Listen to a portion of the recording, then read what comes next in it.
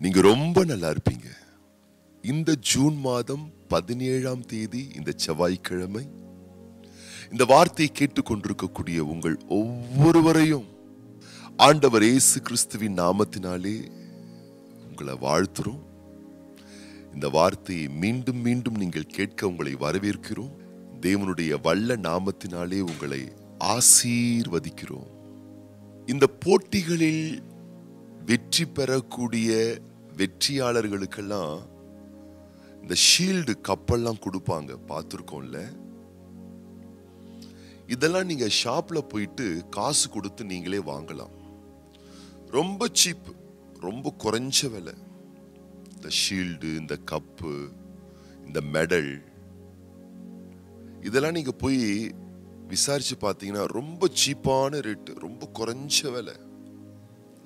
ஈஸியா போயிட்டு நீங்க என்ன பண்ணலாம், கடையில ஷாப்பிங் பண்ணலாம், வாங்கிக்கலாம்.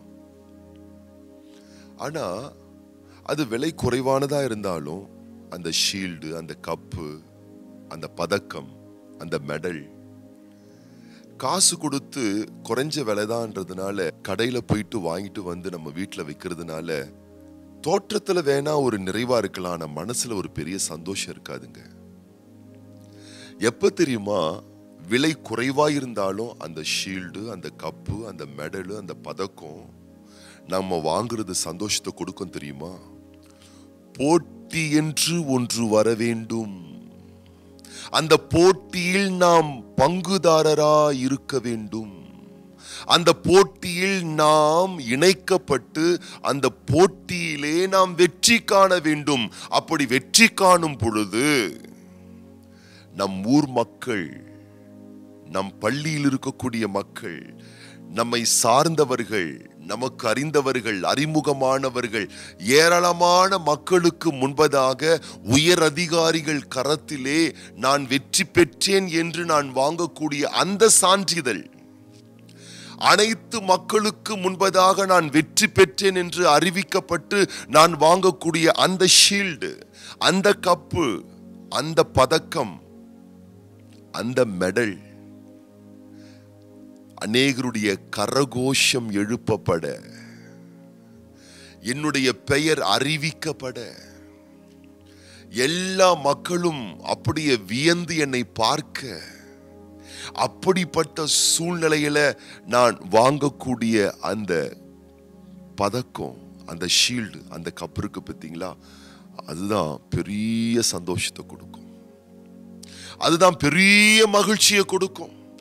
அதுதான் நம்முடைய வாழ்க்கையில இறுதி காலம் வரைக்கும் நம்ம மனசுக்குள்ள நீங்காத இடம் பெற்று நிறைந்த ஒரு சம்பூர்ணத்தை நமக்கு கொடுக்கும். இப்ப ஆண்டவர் அதுதான் சொல்றாரு,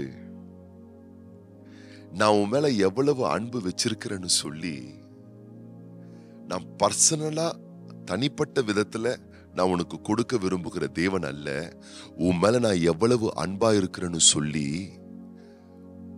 உன்னை சுற்றி இருக்கக்கூடிய எல்லா மக்களும், உன் சொந்தங்களும், உன் நட்புகளும், உன் உடன்பிறப்புகளும், உன்னை அறிந்த அறிமுகமான எல்லார் கண்களுக்கு முன்னாடி உன் மேல நான் எவ்வளவு அன்பாய் இருக்கிறேன்னு சொல்லி உறுதிப்படுத்துவதற்கு பல தரமான நன்மைகளை, ஆசீர்வாதங்களை நான் உனக்கு தரப்போறேன், செய்ய போறேன்னு கர்த்தர் சொல்றார். வாசிக்க கேட்போமாக. வெளிப்படுத்தின விசேஷத்தின் புஸ்தகம் 3ஆம் அதிகாரம் 9ஆம் வசனம். இதோ யூதர் அல்லாதிருந்தும் தங்களை யூதர் என்று பொய் சொல்லுகிறவர்களாகிய சாத்தானுடைய கூட்டத்தாரில் சிலரை உனக்கு கொடுப்பேன். இதோ அவர்கள் உன் பாதங்களுக்கு முன்பாக வந்து பணிந்து நான் உன்மேல் அன்பாய் இருக்கிறதை அறிந்து கொள்ளும்படி செய்வேன். ஒரு கூட்டம் எழும்பும்,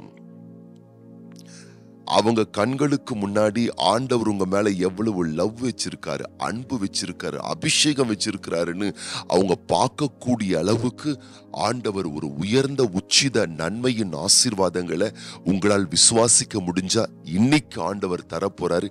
இன்னைக்கு ஒரு பெரிய ஆசீர்வாதத்தை நீங்க பெற போறீங்க. ஆண்டவர் தாவீதை தெரிந்து கொண்டார். தாவீதை தேவன் தெரிந்து கொண்டு அவனை அபிஷேக சித்தம் கொண்டார். அவனை அபிஷேகிக்க சித்தம் கொண்டார். அப்படி அபிஷேகம் பண்ணும் பொழுது ஆண்டவர் சாமுவேல் தீர்க்கதரிசியை தாவீது கிட்ட அனுப்பி தாவீதை ஒரு குகையில வச்சு, தாவீதை ஒரு வனாந்தரத்துல வச்சு, தாவீதை ஒரு காட்டுக்குள்ள வச்சு, ஒரு மரம் செடி மறைவுக்குள்ள வச்சு, சாமுவேல் மூலமா தேவன் தாவீதை அபிஷேகம் பண்ணல, மறைச்சு வச்சு அபிஷேகம் பண்ணல. அந்த தாவீதின் குடும்பம் தாவீதை மதிக்காம அவன் அற்பமா நினைச்சது. தாவீதின் தாய், தாவீதின் தகப்பன், தாவீதினுடைய சகோதரன், தாவீதினுடைய குடும்பம் எல்லாரையும் ஆண்டவர் கூட்டி சேர்க்கிறார். ஈசாயின் குடும்பத்தை கூட்டி சேர்த்து தாவீதின் தகப்பன், தாவீதின் தாய், தாவீதினுடைய மூத்த சகோதரர்கள், தாவீதினுடைய ஊரில் இருக்கக்கூடிய எல்லாருக்கும் முன்னாடியே தாவீதை நிக்க வச்சு சாமுவேல் தீர்க்கதரிசியின் மூலமா ஆண்டவர் ஊர் தேசம் குடும்பத்தின் கண்களுக்கு முன்பதாக அபிஷேகம் பண்றாரு.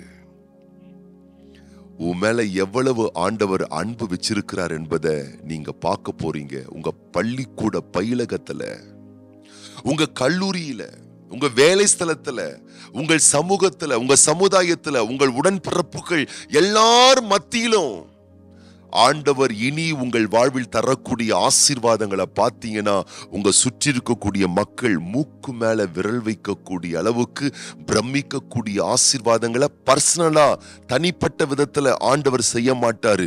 எல்லாருடைய கண்கள் காணக்கூடிய அளவுக்கு ஆண்டவர் பெரிய நன்மைகளை உங்களுக்கு தந்து அதன் மூலமா ப்ரூவன் பண்ண போறாரு உங்க மேல எவ்வளவு அன்பா இருக்கிறேன்னு சொல்லி. அப்ப உங்க மேல அவர் இவ்வளவு அன்பு வச்சிருக்கிறாருன்னா நீங்க அவர் மேல அன்பு வைங்க. ஏன்னா தேவனிடத்திலே அன்பு கூறுகிறவர்களுக்கு எல்லாமே நன்மைக்கு எதுவாதான் நடக்கும். ஏன் எனக்கு இந்த சங்கடம், ஏன் எனக்கு இந்த பிரச்சனை, ஏன் எனக்கு இந்த வருத்தம்னு கேள்வி கேட்காதீங்க. இந்த நாளில் உங்கள் வாழ்வில் பல விதமான சவால்களை சந்திக்கிறீங்களா? சோர்ந்து போகாதீங்க. ஆண்டவரை லவ் பண்ணுங்க, தேவனை நேசிங்க. உங்களுக்கு எல்லாமே நன்மையாகவே முடியும். இன்னைக்கு நடக்கிற விஷயம் நன்மையா இல்லாம இருக்கலாம், ஆனா இதனுடைய முடிவுகள் உங்களுக்கு நன்மையாகவே மாறும். ஆண்டவருடைய அன்பு உங்கள் மேல் பூர்ணமாய் ஊற்றப்படும். அப்படி ஊற்றப்படும் பொழுது சுற்றி இருக்கக்கூடிய கண்களுக்கு முன்பதாக ஆண்டவர் உங்களை ஆனர் பண்ணுவார், உங்களை ஆசீர்வதிப்பாரு. இந்த வார்த்தையை உங்களால் நம்ப முடிஞ்சா, விசுவாசிக்க முடிஞ்சா, இன்றைய நாள்ல இருந்து நீங்க பாப்பீங்க அவர் உங்க மேல எவ்வளவு அன்பா இருக்கிறார் என்பதை உங்களை சுற்றி இருக்கக்கூடிய எல்லாருடைய கண்களுக்கு முன்பதாக காண செய்வார். இந்த நாளிலும் பிறந்த நாட்கள் காணக்கூடிய நம்முடைய அன்பு சகோதரர் P Soundararajan, sister R Priyanka, sister P Annal மற்றும் திருமண நாட்கள் காணக்கூடிய பிள்ளைகள், இன்றைய நாளிலே விசேஷமான நாட்களாய் உங்களுடைய நாட்கள் இருக்குமேயானால் உங்கள் ஒவ்வொருவருக்காக நான் ஜெபிக்க போகின்றேன். நம் கண்களை மூடி ஜெபிக்கலாமா?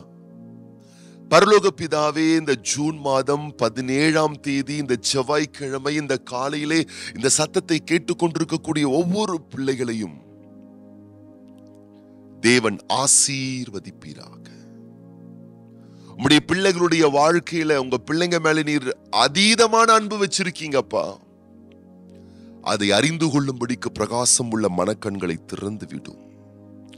இந்த நாளிலும் இனி வரக்கூடிய நாட்களிலும் உம்முடைய பிள்ளைகள் மேல் நீர் எவ்வளவு அன்பு வைத்திருக்கிறீர் என்பதை சுற்றி இருக்கக்கூடிய கண்கள் காணக்கூடிய அளவுக்கு கர்த்தர் பிரம்மாண்டமான அற்புத அதிசயங்களை நீர் உம்முடைய பிள்ளைகள் வாழ்வில் செய்ய போறீங்க. அதை உறுதிப்படுத்துங்க. வர நாட்கள்ல காண பண்ணுங்க. உம்முடைய பிள்ளைகளும் சோர்ந்து துவண்டு விடாதபடிக்கு என் மேல் தேவன் இவ்வளவு அன்பு வைத்திருக்கிறாரே, அந்த தேவன் மேல் நான் அதீத அன்பை செலுத்துவேன் என்று பரிபூர்ண அன்பை உம்முடைய பிள்ளைகள் மேல் செலுத்தட்டும். தேவனிடத்திலே அன்பு கூறுகிற ஒவ்வொரு பிள்ளைகளுக்கும் சகலமும் நன்மைக்கு எதுவாகவே நடக்கட்டும். உடைய பிள்ளைகளுடைய நல்வாழ்வு துளிர்க்கட்டும், சிறக்கட்டும், செழிக்கட்டும். இந்த நாளிலும் உம்முடைய மேலான ஆசீர்வாதங்கள் உம்முடைய பிள்ளைகள் மேல் சம்பூர்ணமாய் இறங்கட்டும். இந்த நாளில் பிறந்த நாட்கள், திருமண ஆண்டுகள் காண்கின்ற ஒவ்வொரு பிள்ளைகளும் ஆசீர்வதிக்கப்படுவார்களாக. உம்முடைய வருகை வரும் மட்டும் இன்னும் அநேக ஆனந்தமான, மகிழ்ச்சியான, சந்தோஷமான, மங்களகரமான ஆண்டுகள் உம்முடைய பிள்ளைகள் காணும்படி நாங்கள் வாழ்த்துகிறோம், ஆசீர்வதிக்கிறோம். இயேசு கிறிஸ்துவின் நாமத்தினாலே வாழ்த்து ஜெபிக்கிறோம் எங்கள் நல்ல பிதாவே, ஆமீன், ஆமீன், ஆமீன், ஆமீன், ஆமீன். நீங்க ரொம்ப நல்லா இருப்பீங்க. தொடர்ந்து உங்களுடைய ஜெப குறிப்புகளை எங்களுக்கு தெரியப்படுத்துங்கள். உங்களுடைய விசேஷமான நாட்கள்ல நாங்கள் ஜெபிக்க வேண்டுமேயானால் அதையும் நீங்கள் எங்களுக்கு தெரியப்படுத்துங்கள். உங்களுக்காக ஜெபிக்க நாங்கள் காத்து கொண்டிருக்கிறோம். ஆண்டவருடைய பேரன்பு உங்களோடு கூடவே இருப்பதாக.